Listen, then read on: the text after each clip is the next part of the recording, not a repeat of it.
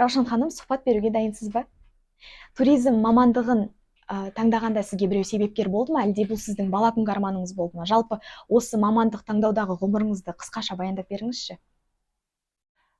Мен бала кезден армандаған бұл мамандығым емес етін. Бұл сара жол ғой, енді біздікі қанша жылдан бері еңбек етіп келе жатырмыз.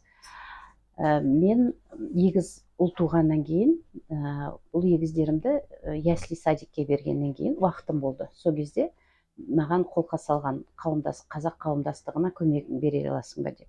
Сол кезде мен қазақ қауымдастығында жұмыс істей бастадым.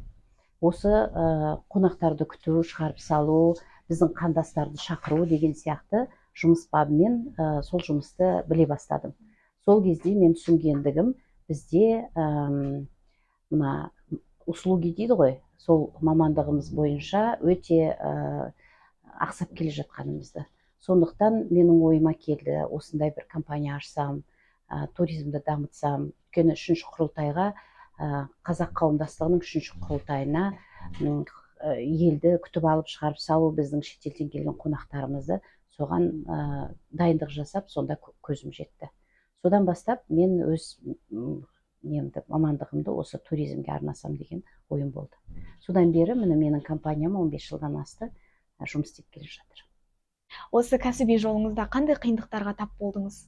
Әрине, бұл мамандықта өте көп қиыншылықтар болып келе жатыр, бірақ қазір үкімет бері қарап жақсылық жасап келе жатырмыз, туризм дамытуға тырысып жатырмыз.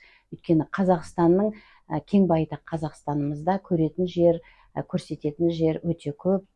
Сондықтан біздің туризміміз дамиды деген біз ойдамыз, бірақ қиыншылықтар өте көп болды.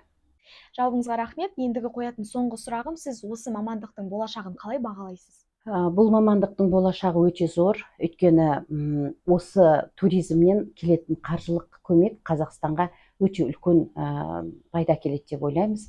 Сондықтан біздің балаларымыз егер шын дұрыс дайындықпен келетін болса, туризмнің беретін пайдасы өте жоғары деп есептеймін.